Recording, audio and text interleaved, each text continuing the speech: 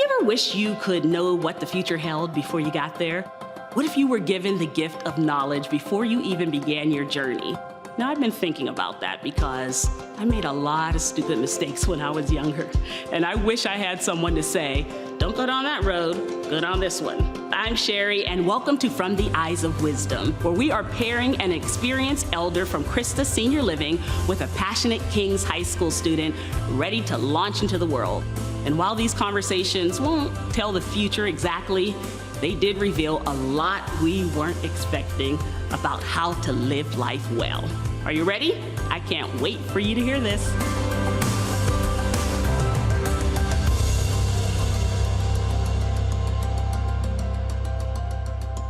Welcome to From the Eyes of Wisdom. I am Sherry Lynn. So grateful to be here. When we talk to people who have lived such rich lives, and then we talk to young people who are just starting out and hopefully get some wisdom. So Margarita is here with us. You have lived such a rich life. Thank you so much for being willing to talk to us a little bit. And then Nick is here, and you're just now launching out. And so you're going to get some wisdom from Margarita, and it's going to be great. So you want to be a storyteller. Is that fair to say that? Storyteller. Okay. Books, movies, whatever it is, just want to write. Yes. Okay. And Margarita, you've done a lot of stuff. We're going to get into it, but writing is one of the things you have done.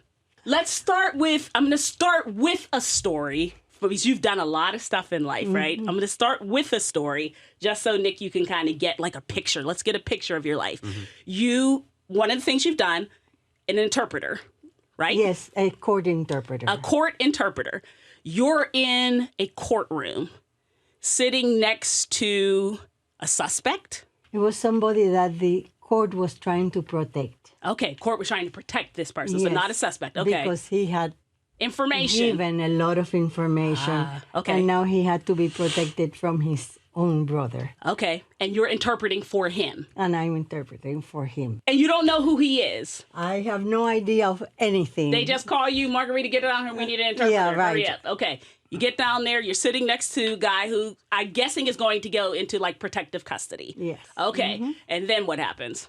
We are sitting at a table. It was surprising that the doors for the courtroom were closed. Okay. And I mean, closed with a sign, closed, blah, blah. I thought, this is strange. Because you've been doing this for a while. Yes, but nothing. I had never had a situation like this where the doors are closed. So it seemed weird to you from the beginning. Okay. Exactly. All right. I'm sitting at the table. We're not standing in front of the judge. We're sitting at the table. And he's right next to me, very close. Okay. And the fact that it's very close is very important. Right. Because, you know, when you're interpreting for somebody, he has to be close to you because you have to whisper. Okay. All of a sudden, somebody opened the door. And I saw the guy get under the table. The guy The guy I was interpreting for, he got under the table. I had no idea what was going on. Nick, you getting this story? I am getting it. So so you sitting there like this, and dude next to you just drops to the ground and go on the table. Okay, all right. So this had never happened to me in my entire life.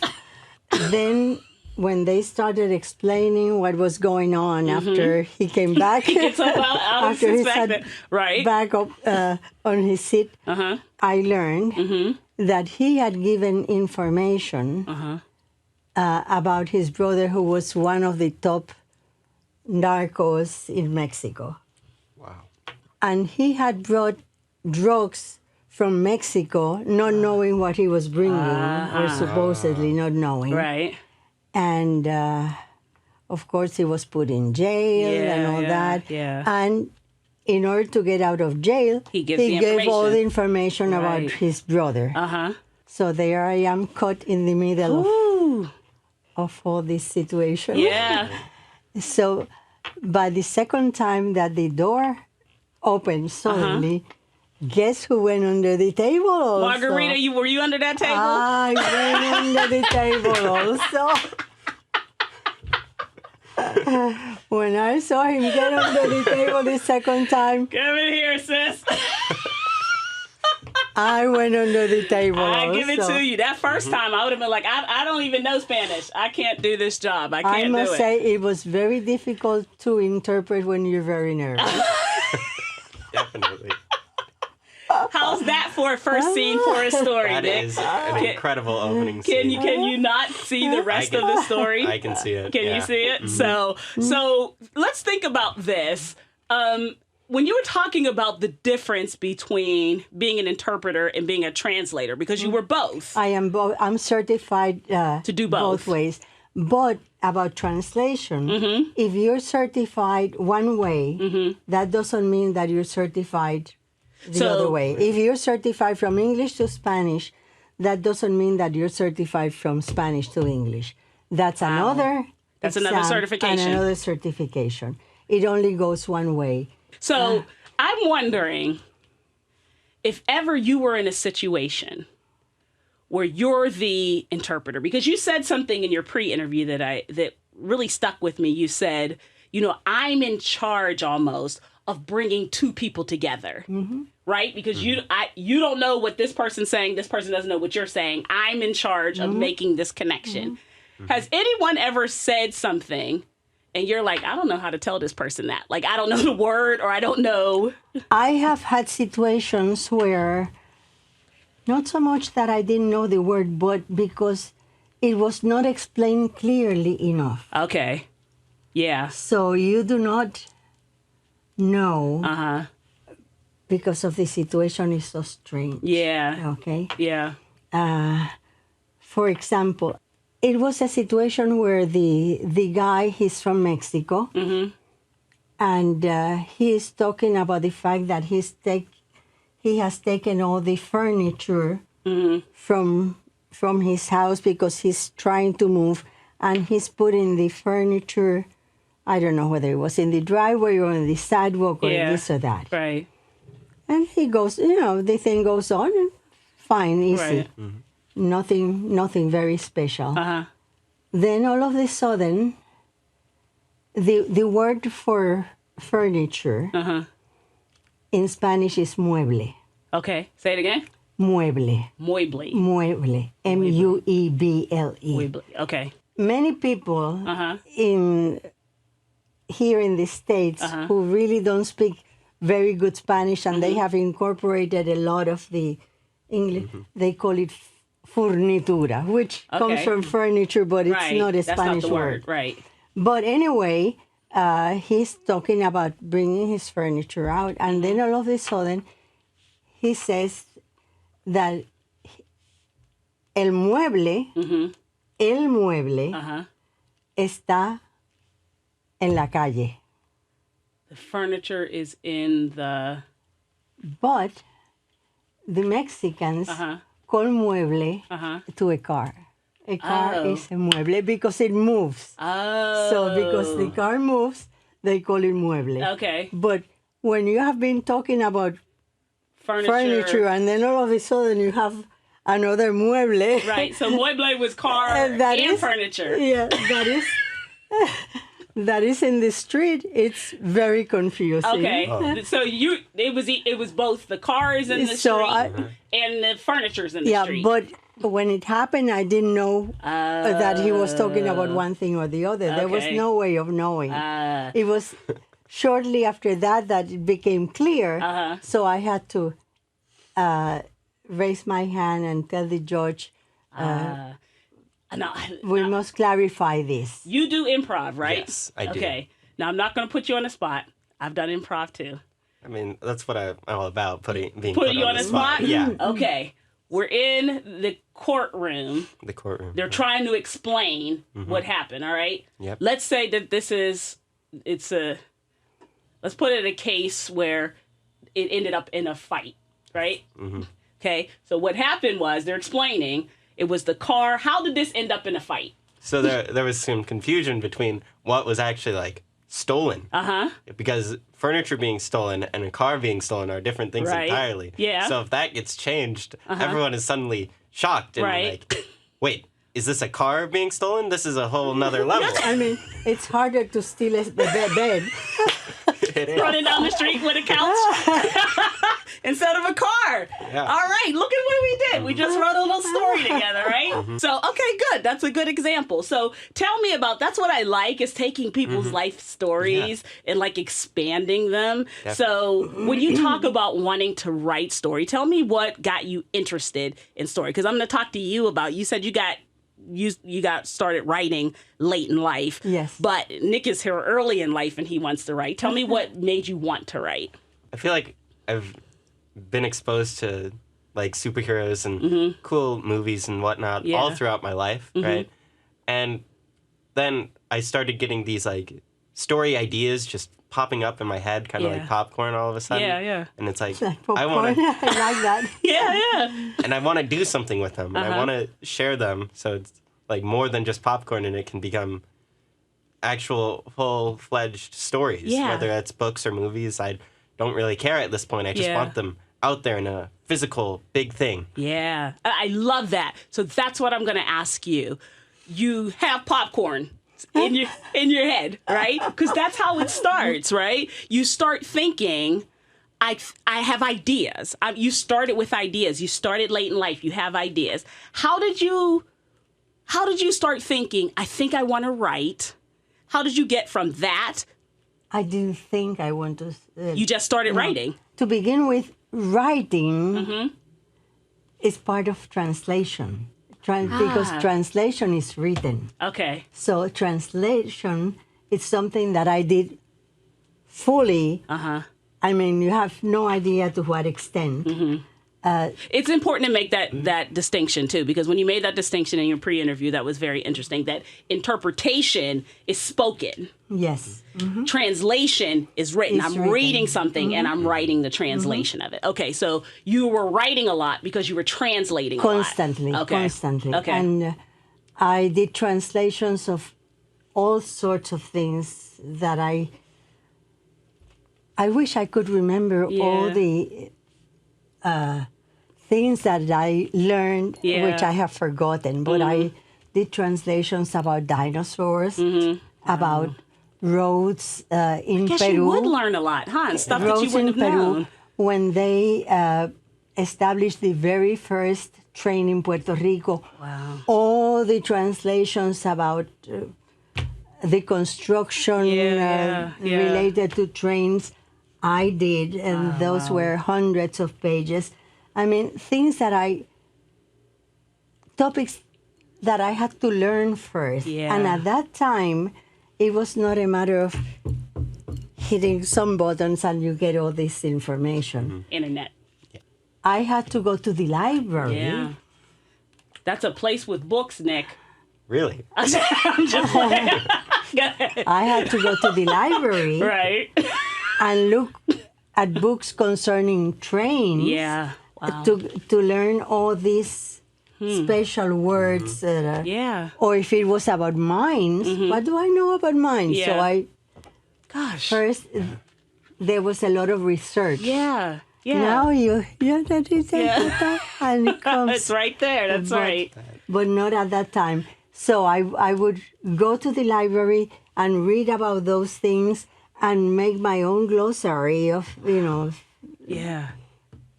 this and that, That's this amazing, and that, right? this and Yeah, that. That's crazy. incredible. And another thing that you have to keep in mind is that in translation, punctuation in Spanish is different from punctuation in English. Okay. So it's not just the word. It's even The punctuation when is you're Sounds so translating difficult. something, you must know what the punctuation is like in one language and the other. brilliant.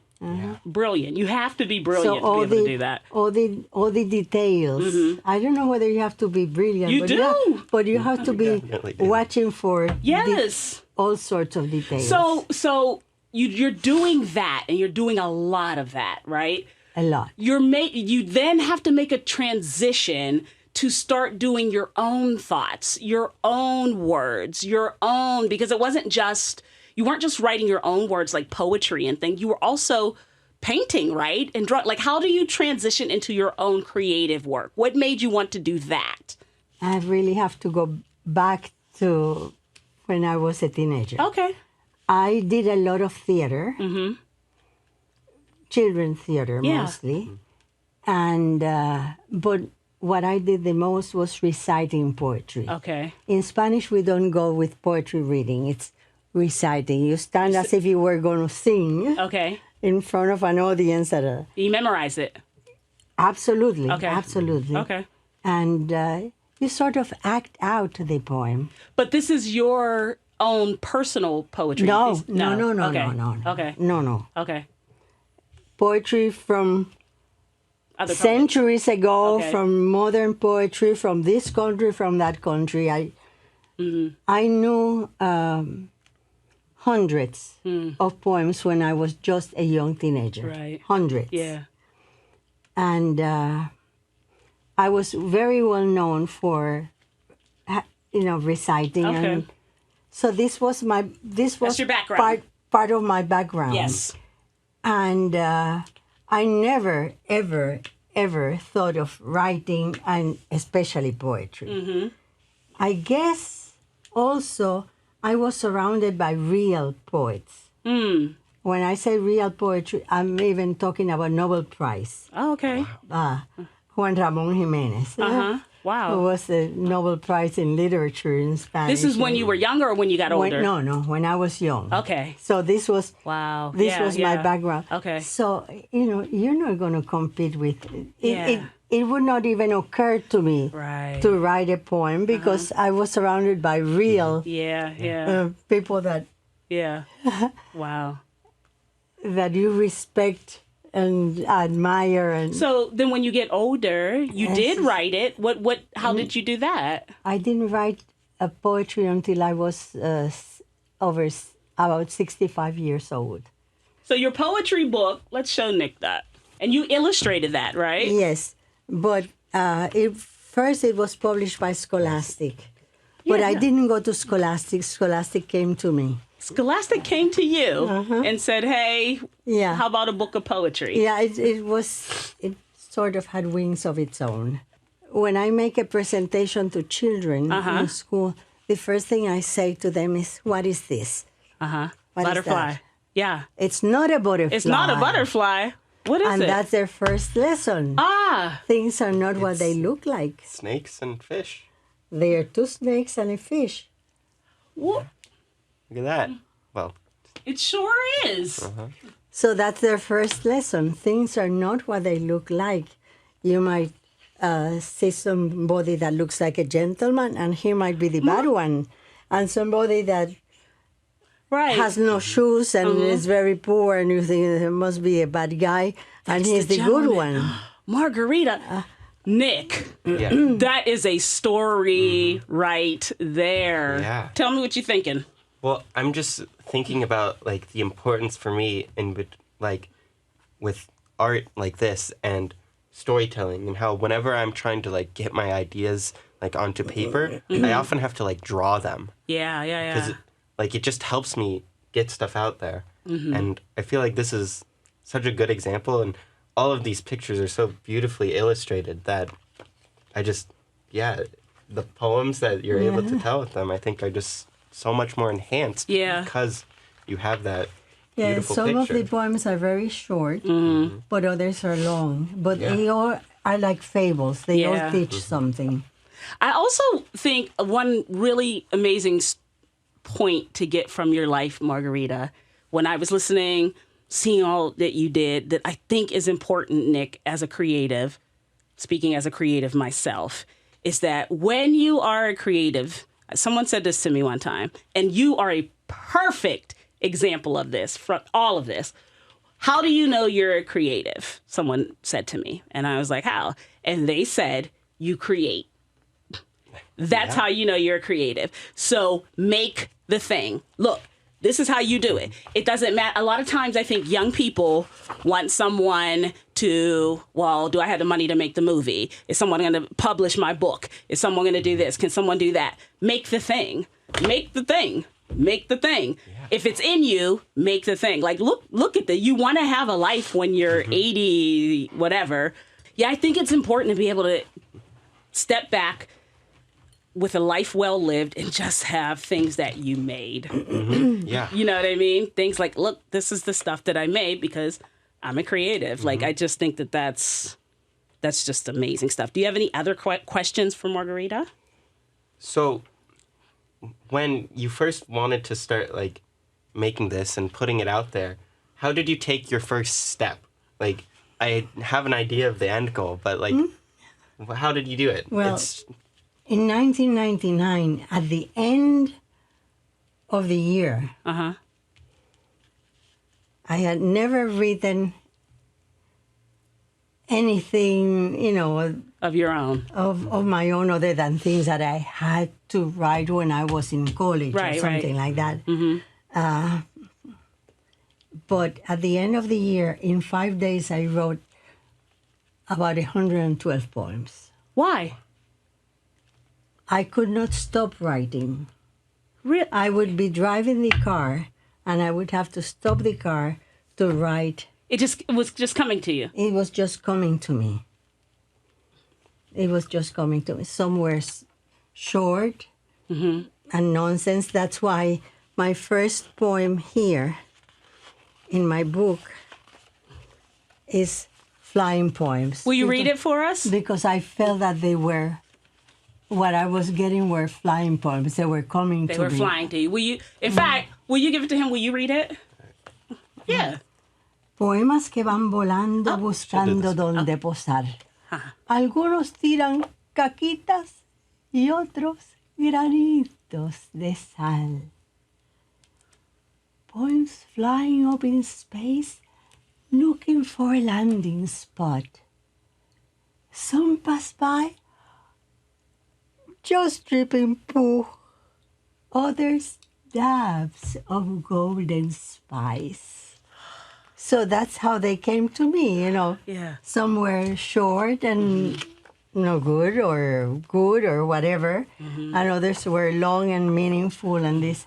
So these were just some They just came to you. So I just wrote them and left them there. So how do they get there to there? Because my husband kept bugging me. And bugging me. And bugging me. And bugging me. You have to do something about those poems. You have to do something about those poems. So to keep him quiet. I figured, okay, I'll do. Yeah.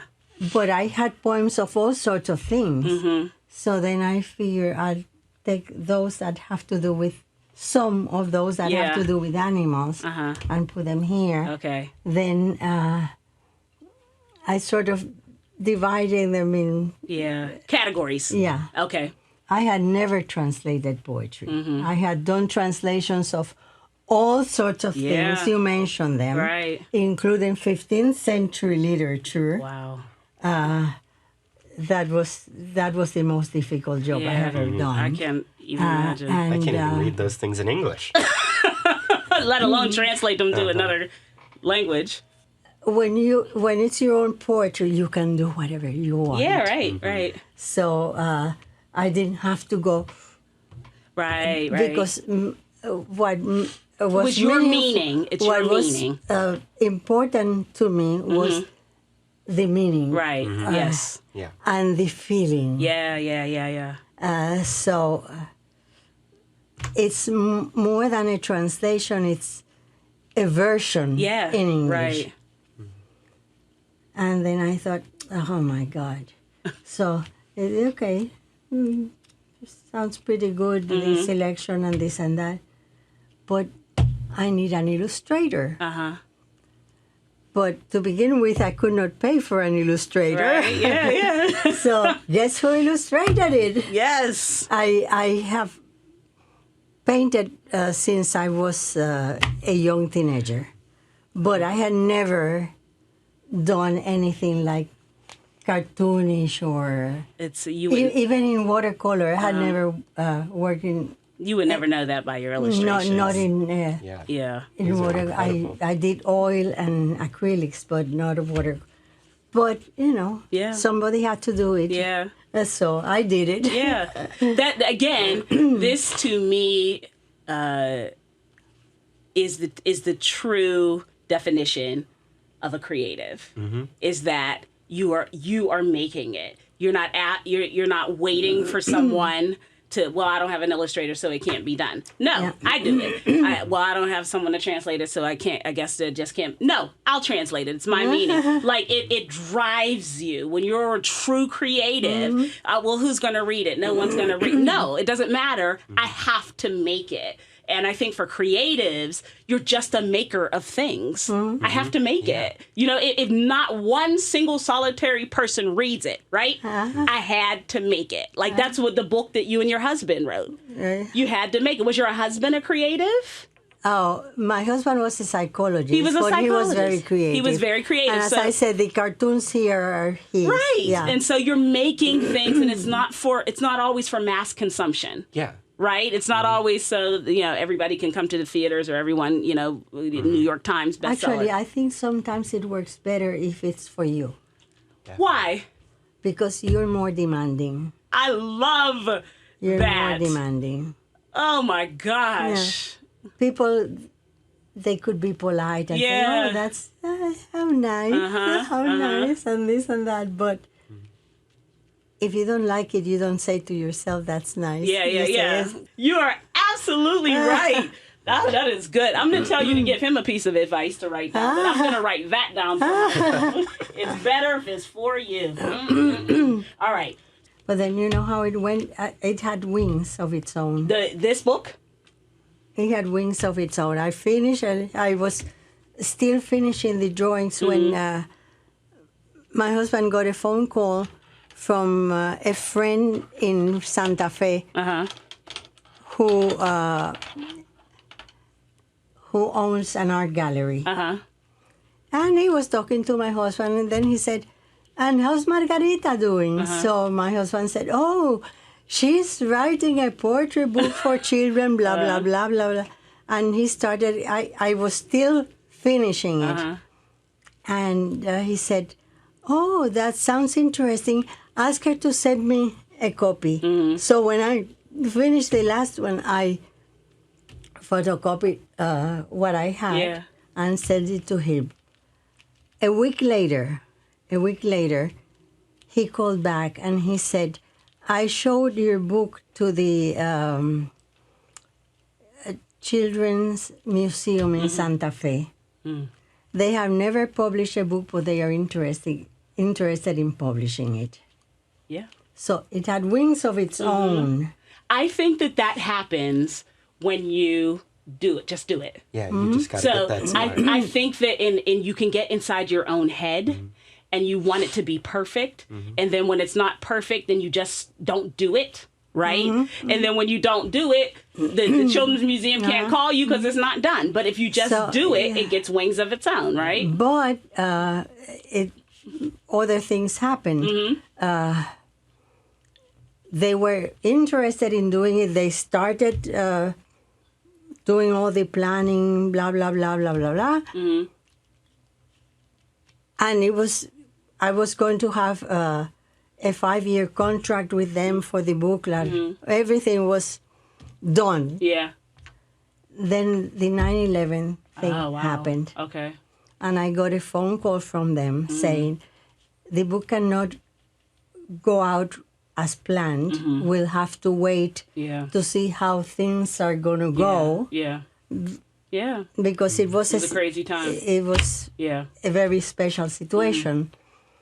So my husband said to me, "Well, if they cannot do it, we're not going to keep waiting. We're going to do it ourselves." This is Nick. Do you see what? So, Yeah, you just got to so get it then, done. You got to get it done.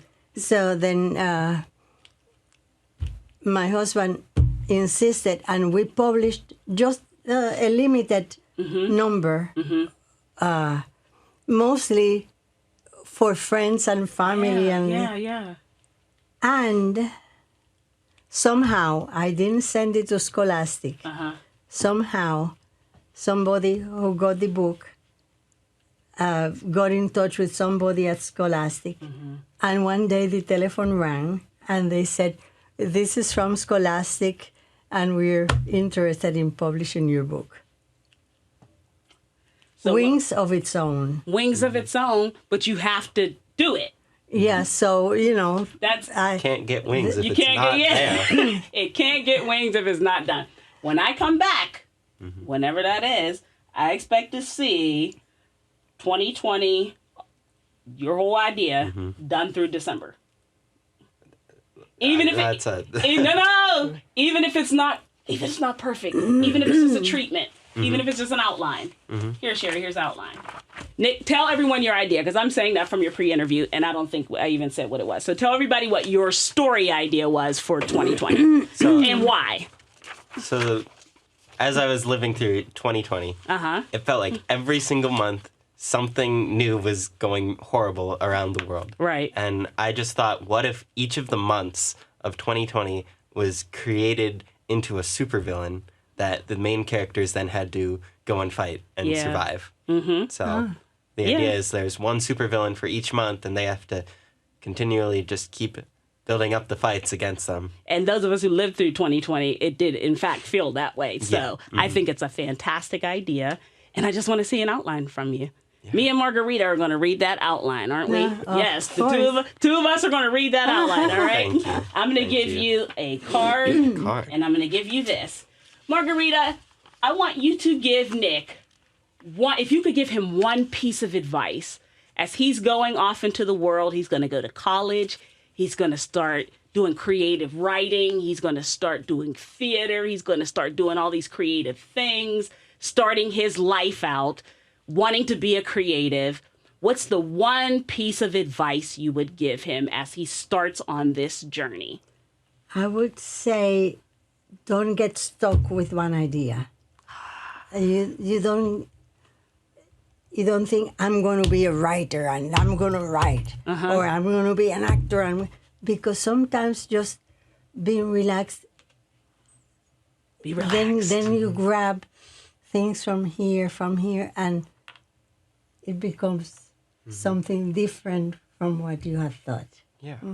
Perfect advice for a creative. Take that card with you, and when you're 25, 30. Always be open to what's coming to you. Yeah. Because if you're stuck with, this is what I'm going to be. Yeah. Then other things you close yourself off from everything else that can come. Nick, I hope you had a lot of information and wisdom that you got from Margarita. That was great. Good. Margarita, thank you so much. And everybody, thank you for joining us for From the Eyes of Wisdom. It was fun. It was fun? Good. I'm glad. We'll see you next episode. It's part of those things that come to me. Good. See, it just came to you, right? Thank you, everybody. We'll see you next episode.